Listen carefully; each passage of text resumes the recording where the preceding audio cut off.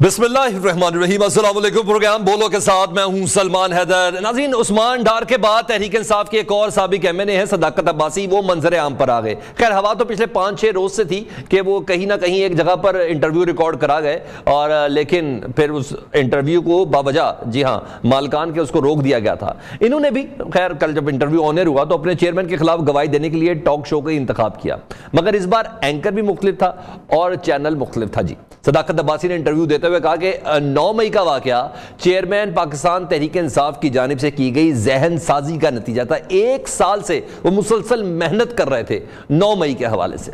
सदाकत अब्बासी के मुताबिक बुशरा बीबी के हुक्म पर 7 मई को एक अदद जूम मीटिंग हुई जिसमें तय हुआ कि अगर चेयरमैन को गिरफ्तार कर लिया गया तो भरपूर एहतजाज किया जाएगा। इंटरव्यू का ये वाला पार्ट ना पिछले तमाम वीडियो बयानात, पिछले तमाम प्रेस कॉन्फ्रेंस से मुख्तलिफ है। इस बार वाज़े तौर पर सदाकत अब्बासी साहब ने बुशरा बीबी के ऊपर मुल्ज़िम इल्ज़ाम ठहराया जी कि वो इमरान खान साहब की जहन साजी करती थी। सदाकत अब्बासी ने यह भी दावा किया कि चेयरमैन पीटीआई चाहते थे कि उनकी गिरफ्तारी पर ऐसा रिएक्शन आए कि इदारा प्रेशर में आ जाए और बैकफुट पर चला जाए। और यह भी इंकशाफ किया कि चेयरमैन पीटीआई की प्लानिंग थी कि पहले मज़ाहमती सियासत हो और फिर मुफाहमत की तरफ जाया जाए। उस्मान डार की बात की तायद करते हुए सदाकत अब्बासी का यह भी कहना था कि चेयरमैन पीटीआई नहीं चाहते थे कि जनरल आसिम मुनीर की कभी आर्मी चीफ बने, यानी सीधा इदारे के साथ। सदाकत अब्बासी के इल्जामात के बाद सवाल यह पैदा होता है कि इंटरव्यूज के बाद क्या चेयरमैन पीटीआई को कोई नुकसान होगा, क्या उनकी कानूनी मुश्किलात में इजाफा होगा, या बकौल शुएब शाहीन साहब के ये अगवा बराए तावान नहीं, अगवा बराए बयान के सिलसिले की ही एक कड़ी है। दूसरा अहम topic practice and procedural bill, जिसके खिलाफ दरख्वास्त है, सुप्रीम कोर्ट का फुल बेंच सुन रहा है। वो कहते हैं रोज कहता हूं भूल जाऊं तुझे, रोज ये बात भूल जाता हूं। रोज कहा जाता है चीफ जस्टिस काजी फायज ईसा साहब की जानिब से कि आज इस केस की आखिरी समाअत और मुझे कोई ना कोई फैसला देना है, लेकिन जी हाँ, ये समाअत भी बढ़ती जा रही है, दलाइल भी बढ़ते जा रहे हैं, सवालात भी बढ़ते जा रहे हैं और बाकायदा तौर पर वो कहते हैं मुट्ठी बंदी अच्छी लगती थी, मुट्ठी खुलती भी नजर आ रही है। वो सुप्रीम कोर्ट का एक जोश, एक जज्बा, एक रोब, वो कहीं ना कहीं से क्यों ऐसा लग रहा है जैसे थोड़ा कम होता हुआ नजर आ रहा है। जिस तरीके से बात चल रही है, बाकायदा तौर पर कुछ जजेस ऐसे थे, जब मैं तफसील में आपसे आगे चल के बात करूंगा, कि वो यहां तक कहने पर मजबूर थे कि अगर हमें सवाल ही नहीं करने देने तो फिर इस बेंच में रहने का क्या फायदा, क्या बेंच टूट सकता है, अगर टूटेगा तो क्या हो सकता है, यह भी एक अहम तरीन सवाल है। चौथा, मियां मोहम्मद नवाज शरीफ साहब के हवाले से अब पहले जहन साजी कुछ और हो रही थी बयानिए के हवाले से, अब एक नई जहन साजी शुरू हुई है। इरफाज सदीकी साहब उनके बहुत अच्छे मोतमिद हैं, वो लंदन में उनके साथ मौजूद है। उन्होंने कहा नहीं जी, वो बातें अब दरी की दरी रह गई। नवाज शरीफ साहब कोई 3-4 मुल्कों का, कोई अरब ममालिक का दौरे नहीं करने जा रहे, कोई शहजादे से, कोई खलीफा से, कोई बड़े आदमी से नहीं मुलाकात, ना ही चीन का कोई दौरा, सीधा सीधा उम्रा करेंगे, चंद दिन मदीना में ठहरेंगे, फिर पाकिस्तान आ जाएंगे। ये क्या वजह है? कोशिश तो थी और बाकायदा तौर पर मुस्लिम लीग ने उनका सोशल मीडिया भी इन तमाम बातों को लेकर चल रहा था। यह अहम तरीन टॉपिक्स है जो सारे के सारे मैंने आपके सामने रखे और यहीं पे हम डिबेट को आगे बढ़ाएंगे। मैं मानो से आपका तारुफ कराता चलूँ, सेनेटर हुमायूं महमद साहब, रहनुमा पाकिस्तान तहरीक इंसाफ, वो हमारे साथ हैं। अली गौहर बलोच, मुस्लिम लीग नून के रहनुमा हैं। नज़ीर लगारी, सीनियर तजियाकार, उनकी मौजूदगी हमेशा हमें बहुत सारी इंफॉर्मेशन देती है। बैरिस्टर जहांगीर जदून, माहिर कानून, वो हमारे साथ मौजूद है। तो सबसे पहले हम सेनेटर हुमायूं महमद साहब, उनकी जानिब बढ़ते हैं। हुमायूं महमद साहब, तवक्को थी सदाकत अब्बासी जैसा बंदा जो हार्डकोर पहले दिन से ही पाकिस्तान तहरीक इंसाफ का हो, नॉर्थ पंजाब का सदर हो, इस तरह का बयान देगा, इस तरह का इंटरव्यू देगा? बिस्मिल्लाहिर्रहमानिर्रहीम। देखिए, इस तरह है कि जब हम बात करते हैं बयानों की, तो आपको देखना पड़ते, लेट्स से अगर आप मुझे देखेंगे कि मैं आज क्या कह रहा था, कल क्या कह रहा था, वगैरह वगैरह वगैरह, और आप उसकी एक कड़ी देखेंगे, ठीक है। अब अगर हम देखते हैं ये 25 दिन पहले या 30 दिन पहले जब सदाकत अब्बासी साहब अरेस्ट कह लें या गायब कह लें या जो मर्जी लफ्ज़ कह लें, वो मफहूम एक ही है, तो उसमें लफ्ज़ों का इस्तेमाल करना कोई मानी नहीं रखता। तो वो जब सीन से हटे और सीन से वापस आए, तो सीन से हटने से पहले के जो आखिरी दिन का था, उस दिन का उनका टीवी बयान देख ले। अच्छा, फिर उन्होंने कहा कि इस इंटरव्यू में जो अभी हुआ है, रिसेंटली कल परसों हुआ है, उसमें उन्होंने कहा है कि जी हमें ये कहा गया कि चेयरमैन पाकिस्तान तहरीक इंसाफ ने कहा था कि ये करना। अच्छा, इसके साथ एक और बात हुई है, लोगों ने अब क्या कहते हैं कि सोशल मीडिया तो आजकल आपको कट्ठा चट्टा एकदम बता देता है ना।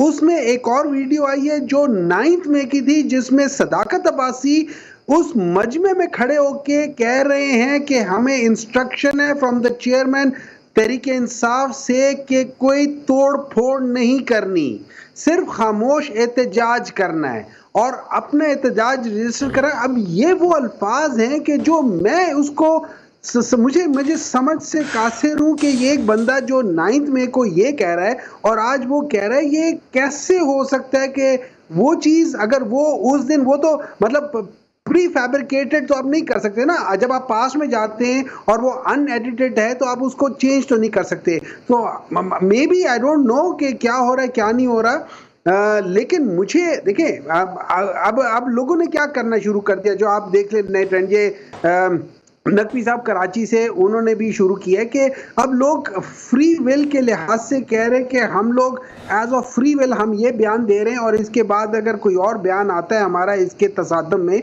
तो वो हमारा फ्री बयान नहीं होगा, एज अ फ्री विल नहीं होगा। अब देखिए मैं ये समझता हूँ हम लोग एज अ मुल्क बड़े गलत डायरेक्शन पे चल पड़े हैं। हम लोग अगर एक शख्स को या एक पार्टी को या बाज लोगों को हम किसी वजह से हम उनको बीच में घसीटना चाहते हैं, अगर कहीं कोई गलत हुआ है उसकी सजा अपनी जगह, लेकिन अगर किसी को बीच में घसीटना है वो अपनी जगह। ये 2-3-4 चीजें हमने देखनी होगी। सर आपको कुछ मुख्तलिफ नहीं लगा सदाकत अब्बासी के इंटरव्यू में? नहीं, पीटीआई तो उन्होंने भी छोड़ी, सियासत भी उन्होंने छेड़ी, मुख्तलिफ क्या आपको क्या लगा या मैं बता दूं? देखिए मुझे तो 2-3 चीजें मुख्तलिफ है। एक तो इंटरव्यू के दौरान में, अब मुझे पूरी तरह याद नहीं है, लेकिन वो जो इंटरव्यू ले रहे थे उनकी टाई बदल गई थी, कलर बदल गया था। अच्छा वो मैं आपको बताता हूँ, इस वजह से था प्रोग्राम पहले का रिकॉर्ड हुआ था और पहले का रिकॉर्ड हुआ था जिसकी वजह से डॉन इंतजामिया ने कुछ अरसे के लिए स्टैंड लिया था, लेकिन वो स्टैंड टूटा था और उसके बाद फिर उन्होंने कहा देखिए मैंने आपको ये इंटरव्यू दिखाया और अब आप फैसला कर लें। ये सदाकत अब्बासी का ये क्या हुआ था, कोई ऐसा जंप नहीं था, वो इंटरव्यू पहले का रिकॉर्ड था, वो इंटरव्यू का लिंक दिया था उन्होंने लास्ट में जिसकी वजह से आपको टाई चेंज हुई। मैं आपको बताता हूँ बुशरा बीबी वाला मामला, अभी तक किसी प्रेस कॉन्फ्रेंस में किसी वीडियो बयान में बुशरा बीबी पे इस तरह सीधा सीधा अटैक नहीं हुआ कि 7 मई को उन्होंने जूम मीटिंग कंडक्ट की थी 9 मई के हवाले से। तो आपको कहीं से लग नहीं रहा कि नेक्स्ट बुशरा बीबी है? देखिए अच्छा इस तरह था मैं जहां तक देखिए, फर्स्ट ऑफ ऑल चूंकि मैं उस पूरे सिस्टम का पार्ट नहीं था उस वक्त, मैं कोर कमेटी या किसी चीज का हिस्सा नहीं हो, तो मुझे नहीं मालूम कि वहां पे क्या क्या हुई है, जूम मीटिंग हुई है नहीं हुई है, बुशरा बीबी साहिबा ने कहा है नहीं कहा, मुझे उसका नहीं है। लेकिन this is the first time I have heard of this thing, so I don't know about that. एक चीज। नंबर 2, देखिए ये जो 9 मई को हुआ था वो मेरे लिहाज से उस That was not a pre-planned thing। वो कोई ऐसी चीज नहीं थी कि जो मैं ये समझ सकूं कि वो वो अचानक हुआ था वो था। और जहां तक मुझे ऐसे लग रहा है कि वो सारी चीजें, अगर आप बाकी भी वो देख लें, मुझे ऐसे लग रहा है कि वो सारी चीजें फिल बदी हुई थी। हाँ, उसके बाद जो तोड़ फोड़ है वो बहुत गलत हुआ। उसको कोई बंदा, कोई सेन आदमी, कोई बंदा पूरी दुनिया में उसको एक्सेप्ट नहीं कर सकता। That's not acceptable at all, zero tolerance for that, ठीक है। और मैं समझता हूं जिन्होंने किया है, जो भी शख्स हैं इररिस्पेक्टिव ऑफ कौन थे, उनको सजा जरूर मिलनी चाहिए, लेकिन पहले ये तयन कर देना चाहिए कि क्या वाकई वो शख्स इसमें पूरी तरह इन्वॉल्व था या नहीं था। क्योंकि ये चीज करके हम किसी बेगुनाह को गलत सजा देना वो भी बहुत बड़ा जुर्म है और इस तरीके से। लेकिन मैं ये समझता हूं कि ये अभी जो बुशरा बीबी का जो नाम आया है, ठीक है, मुझे नहीं ख्याल कि she is involved in any kind of politics whatsoever. जिस तरीके से भी ये चल रहा है ना मामला, मैंने अभी आगे इसको लेके चल रहा है, मैंने अब जरा अली गौहर को शामिल कर लूं जरा गुफ्तगू में। एक हिसाब से बहुत देर तक बात हो गई। 2 सेकंड, फिर आप अली गौहर साहब को ले लें। आपकी बेगम, अली गौहर साहब की, मेरी, हम लोग कोई बात करते कुछ करते हैं, हमारे घर में कोई ना कोई मशवरा जरूर होता है, but that does not mean कि we are dictated by our wives. या उस चीज में मशवरा और जूम मीटिंग में बड़ा फर्क होता है सर। जी अली गौहर, मैं आपसे पूछता हूँ, मियां साहब का सुना था कि सऊदी अरब जाएंगे, उधर कुछ मुलाकातें होंगी, फिर कतर में भी कुछ शहजादों से मुलाकात हो सकती है, यूएई के अंदर भी मुलाकात, और चीन के लिए बड़ी कोशिश की जा रही थी। ये महज हम नून लीग के सोशल मीडिया की एस्पेक्ट बोलें कि कहीं बात बनी नहीं? बिल्कुल, जो भी मियां साहब का प्रोग्राम है उसको बाकायदा तौर पर जो है वो बताया जाता है कि ये उनका शेड्यूल है मेरा ख्याल है कि पार्टी की तरफ से ऑफिशियली अभी तक उनका ये शेड्यूल अनाउंस नहीं हुआ कि उन्होंने रास्ते में किस किस मुल्क में जाना है। ये सब प्यास रहियां हैं, फाइनली शेड्यूल आ जाएगा।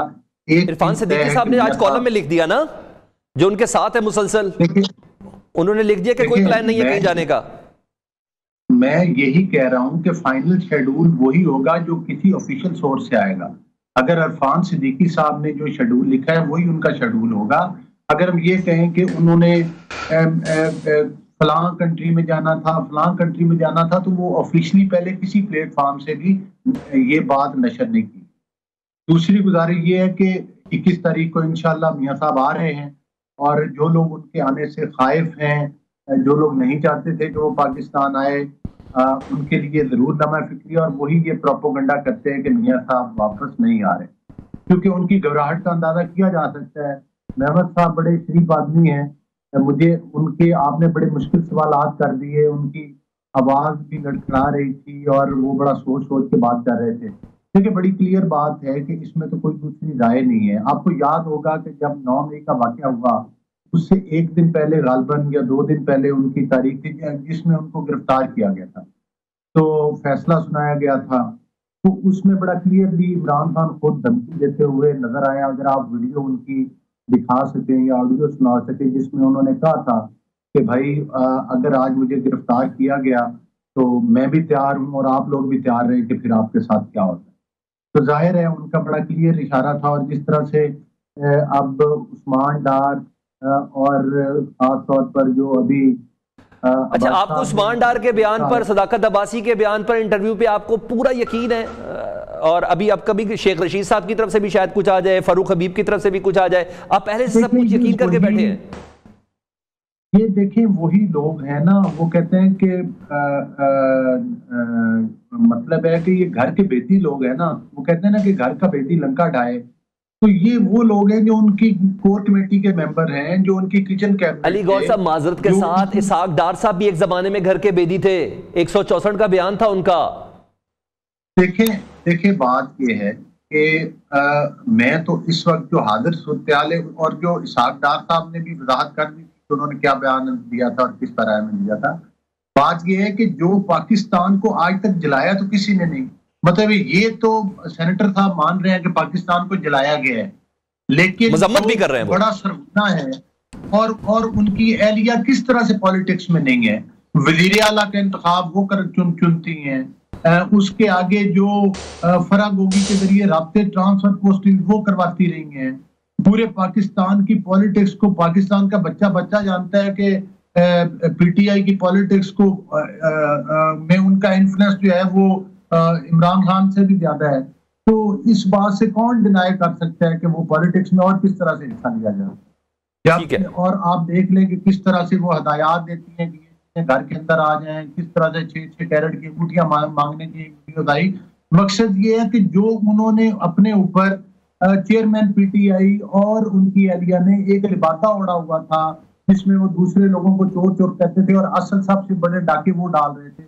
देखिए 9 मई के वाकयात जो है वो पाकिस्तान में वो वाकयात हैं जो कि आज तक पाकिस्तान के किसी संगीन दुश्मन ने नहीं किए, किसी बड़े। बिल्कुल दुरुस्त है, इसको सब कंडेम भी करते हैं, खुद पीटीआई भी कंडेम कर रही है कि जिम्मेदारों का तयन करें, उनको सख्त से सख्त सजा दी जाए। अब जब इन्वेस्टिगेशन हो रही है तो चीजें खुल के अब सामने आ रही हैं। अब इसमें परेशान होने सर अभी इन्वेस्टिगेशन तो नहीं हो रही, अभी तो वीडियो पैगामात और इंटरव्यू आ रहे हैं। मैं जरा शामिल कर लूं नजीर लगारी साहब को। एक सेकंड बाद अब इतना शॉर्टकट ना करें, जितना सेनेटर साहब को टाइम दिया उतनी तो गुजारिश मेरी सुने ना।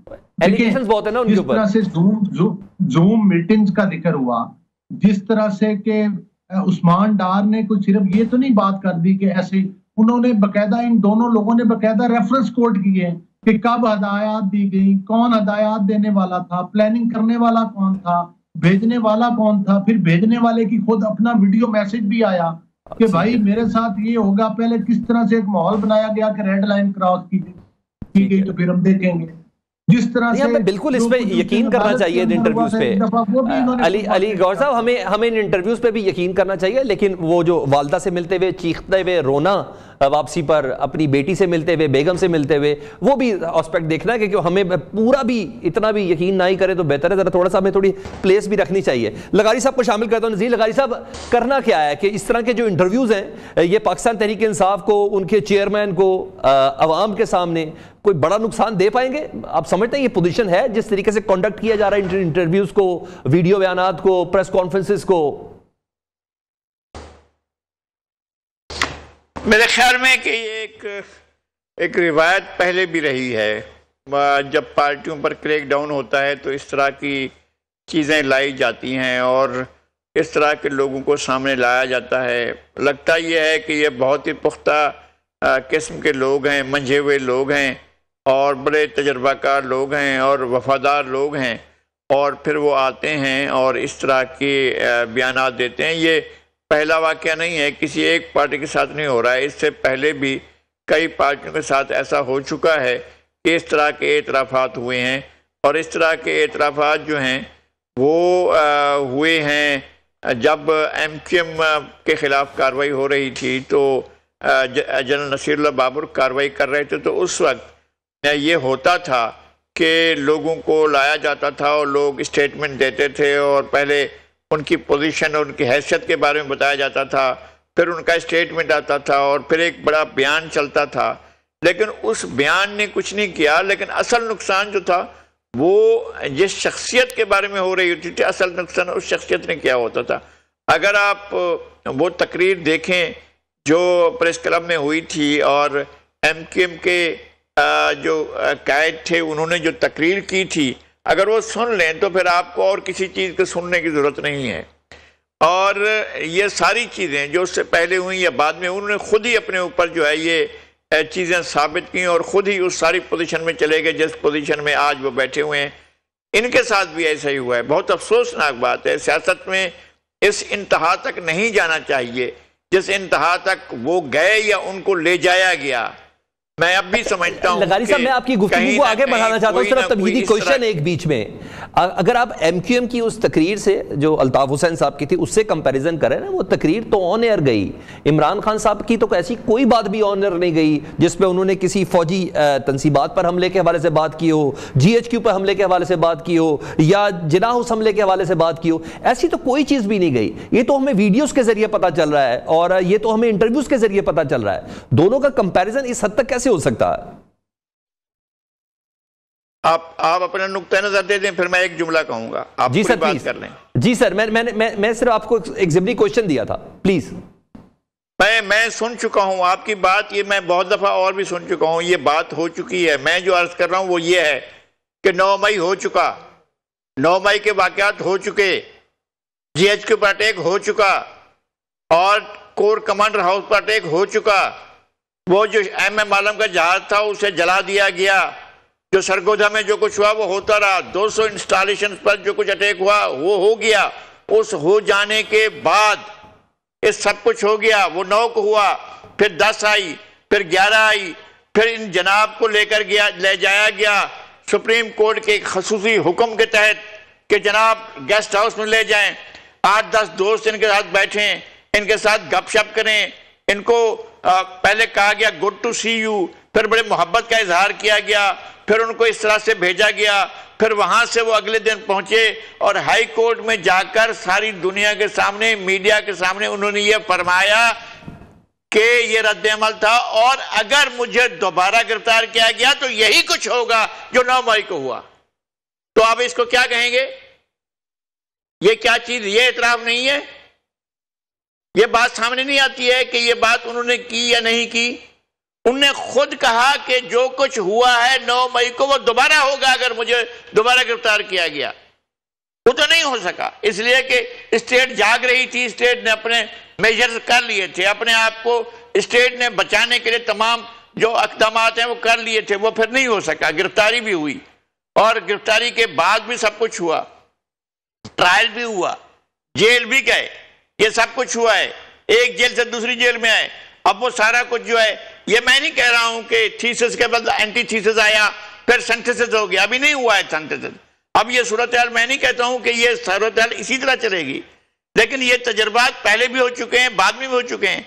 ये कहना कि उनका तो कोई वास्ता नहीं है, जब उनका कोई वास्ता नहीं है, जब ये कहा जाए कि खुदा जैद का कत्ल हो गया और उसके बाद जी इनका तो कोई वास्ता नहीं है, जैद को जानते ही नहीं थे, इनका कोई वास्ता नहीं था, लेकिन अगर ये जैद कह दें अगले दिन कि जिस तरह जैद कत्ल हुआ है इसी तरह फिर देखना कि फुला भी कत्ल हो जाएगा, तो उसका मतलब तो क्या होगा? उसका मतलब ये होगा कि जैद को मैंने कत्ल कराया। क्या इसका क्या मतलब है? इसका मतलब वार्निंग भी हो सकता है। इसका मतलब वार्निंग भी हो सकता है। ये फिर भी कोर्ट्स को साबित करना चाहिए और कोर्ट्स में ये बात जानी चाहिए, लेकिन उन्होंने अपनी जुबान से कहा, खुद कहा कि जो कुछ 9 मई को हुआ वो दोबारा होगा अगर मुझे दोबारा गिरफ्तार किया गया। तो इसका क्या मतलब है? नहीं, इसका यह भी मतलब है कि माजी से भी सबक सीखा जा सकता है। एक ब्रेक लेते हैं, ब्रेक के बाद दोबारा हाजिर होते हैं।